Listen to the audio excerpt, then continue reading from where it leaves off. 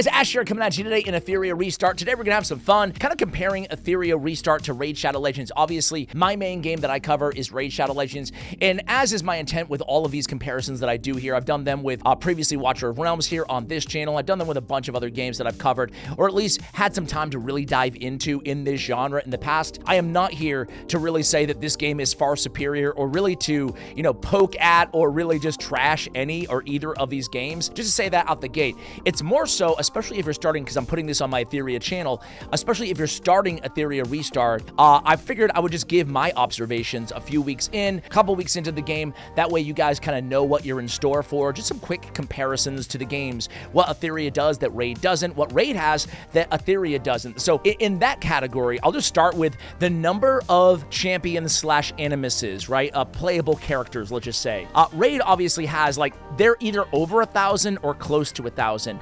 As a matter of fact, when you look at all of the mythicals and legendaries and rares and epics and uncommons in every single faction of the game, you can look at one faction in Raid Shadow Legends, and that is almost, in some categories, what you'll see for the entirety of, like, SSRs in Etheria Restart. Now, that makes sense because Etheria Restart is a new game, whereas Raid Shadow Legends obviously has been around for 6 years, plus years now, going on 7. So there's been a lot of time for new champions and power creep to really develop inside the game. I'm sure that will happen eventually with Etheria Restart, but if you're looking to get on the ground floor, there's less, animuses, less playable characters, but in a way that's also it makes things simple, especially when you're getting into a brand new game. You don't get overwhelmed by everything that you don't have. Moreover, in the beginning of the game for Etheria Restart, man, it's actually really easy to get your hands on new animuses, even high rarities, right? I spent a little tiny bit in my first week and a half, I think around $50, which is less than I normally spend when I'm really trying to get into a game. And man, I was able to, and I didn't spend on summons, but I was able to get my hands on a bunch of SSRs, the equivalent of legendaries. And already in a week and a half, 2 weeks or so, I already have a few maxed out legendary, the equivalent of legendary champions. So I do think they're very kind in terms of how long it takes to progress your champions or animuses in this game compared to Raid. I think it's pretty similar, honestly. Just like in Raid Shadow Legends, I kind of hate to report, it is very difficult to skill up, right? Skilling up these characters inside Etheria is very similar to Raid Shadow Legends, where skill tomes are very hard to come by in Raid. Basically, they're rewards, event rewards, or special kind of areas of the game where they're random rewards, but not consistent rewards. I do find that Etheria might be a little bit kinder in this category because they have the exchange shop, where they basically sell the equivalent of skill tomes, right? So there's nowhere in the game that I know of that's going to consistently drop these things. You can't just farm your skill ups, right? Your lattices. But at least they're accessible in the game vis-a-vis a shop, which is, I just find they're a little bit harder to get, especially mythical skill tomes in Raid Shadow Legends. However, there is a comparison, like I said, at the end of the day, that's what's going to be a big roadblock into really making massive gains in these games, right? That's going to be one of the major barriers for you, is skilling up these abilities, because just like Raid Shadow Legends, in terms of the skill ups, the cooldowns, the chances to land debuffs and do what the animuses are most effective at, right? That's going to be imperative with a lot of them, not all, but with a lot of them, to totally skill them up. So kind of a bummer that it does take quite a while to get those skills up as well. The good news is, coming from Raid to Etheria, it's staggering in terms of how easy it is to understand everything, right? There's different words for different things, like block debuffs, invulnerability, there's different words for skills, but you really quickly, coming from Raid intuitively, you understand exactly what every animus is going to be doing, right? That's the cool thing. For me, starting Raid Shadow Legends, I felt like I was in a whole new world and I had no idea what I was doing. I didn't even understand where I needed accuracy and whatnot. In this game, coming from Raid, you'll understand everything. You'll understand everything pretty easily, in terms of skills and how they work and debuffs and what requires accuracy and what doesn't. Similar to Raid, crit rate's important, effect accuracy, stat-wise, everything's really, really similar, right? So again, in terms of a comparison, speed seems to rule everything, at least in the early and mid mid-game in Etheria Restart, and speed rules everything as well in Raid Shadow Legends. Similar to Raid Shadow Legends, on the left side, you can only have flat stat, attack, HP, and defense. And on the right side, that's where you can get those percentage stats, right? Attack bonus, and crit rate. So very similar to Raid, but it's less restrictive, meaning that, you know, I could have a crit rate on any of these pieces. There's not just gauntlets, right? So less restrictive in gear in Etheria, but intuitively, basically kind of the same, right? In terms of empowerment versus awakening versus prowess, right? Kind of similar to, both games have a dupe system, right? So in Etheria, when I get a dupe, I basically use it for a stat increase, right? Or a shield provided. Everything's going to be kind of catered towards the animus that you're leveling up here, but eventually you'll get them all the way to, you know, 5-star awakened or ascended or whatever you want to call it, right? Prowess here. And you'll get the deals damage dealt buff plus 10% and reduction by an additional 10% as kind of your final prize. There's also better ways to actually share your resources in Etheria Restart versus Raid Shadow Legends, right? So let me go ahead and show you as an example some of these union features, the equivalent of a clan, right, in Raid Shadow Legends. But in the union, we can basically give fragments of a champion to our union mates vis-a-vis union assist. So I can give them fragments. Every day I can get a fragment of an animus, excuse me, and then I can collect them. And then once I get 50 fragments, I can go ahead and actually, you know, power up or empower rather that animus. So there's a lot more in terms of sharing. I do like the social aspects so far in Etheria Restart a bit better than Raid Shadow Legends. I think that's an area where Raid is a bit lacking in terms of like working together to do something, right? There's a little bit more of a social dynamic. Heck, there's even, I don't know if it's a good thing or a bad thing, I'm just saying, there's even DMs, right? You can check out my DMs, right? There's even DMs in this game. So there's a lot more communication kind of built in inherently to the game. Again, that's not something that I'm dying for in Raid, like having DMs. I think it can get messy, but there's ways to communicate, and there's areas of really pure collaboration all over the place inside Etheria Restart. And in terms of things to do in each game, right? There's actually a similar amount of things to do in the games, right? Obviously, the aesthetic is completely different. You look at the animuses, it really has that JRPG feel, right?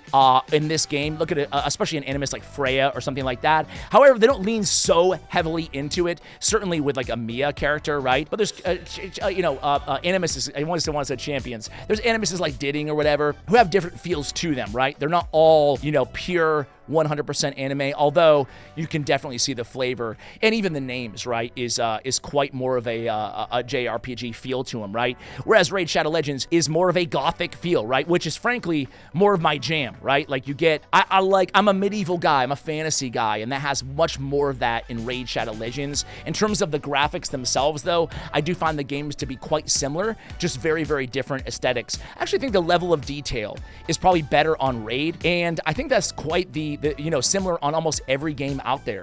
Raid has been number one in the, I guess the Western genre, the medieval genre of hero collectors for a long time, and I think a lot of it is just the insane designs here, right? And they've had a lot more time to add more things to the game as well.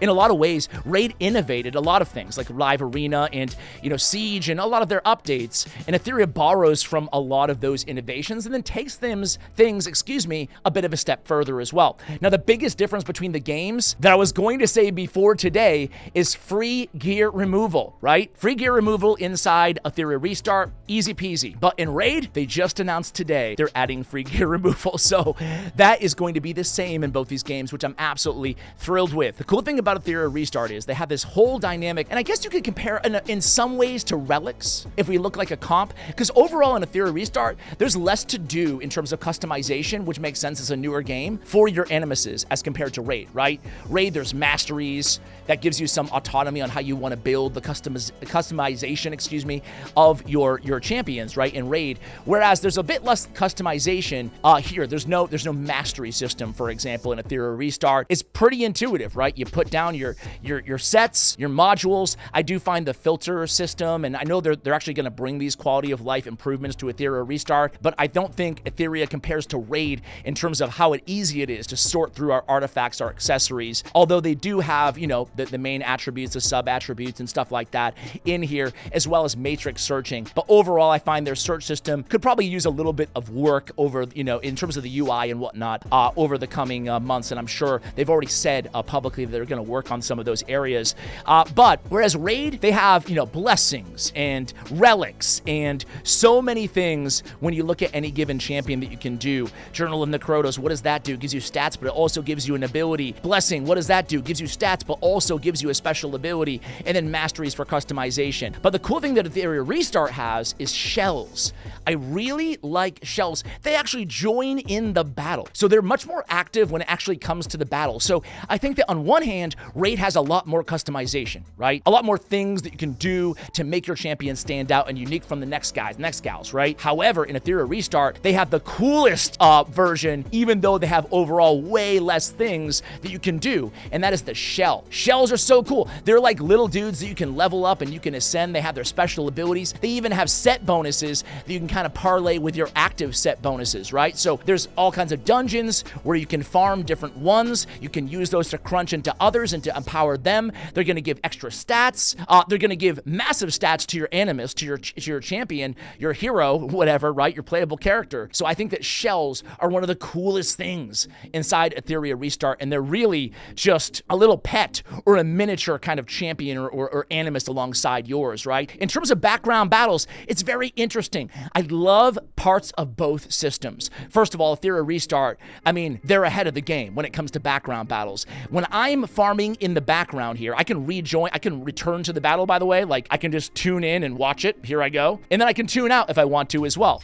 But the thing is, you can do so much in this game, even when you're battling in the background. But the background battles are limited in this game, depending on how many stars you get, right? So 5, 8, or 10, I believe, and then you're done. So it's not like Raid, where I can multi-battle 500 battles in the background if I want to, if I have the resources, right?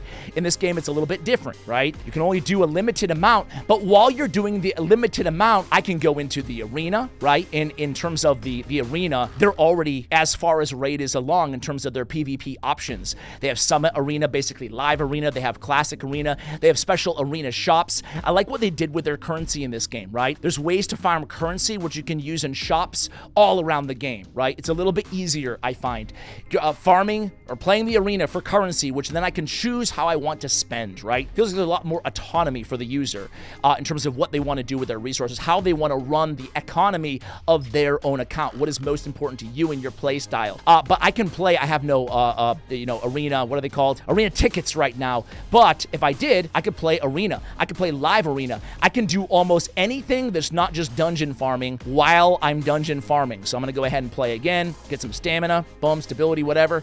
And then look at all these areas of the game in Etheria Restart. Shell, and it's so intuitive, right? This is where you go to get shells. And then there's all these stages where you can go in and get different shells, right? Different pets, depending on where you want to farm. Modules, that's like your gear dungeons, right? Nice and easy to understand.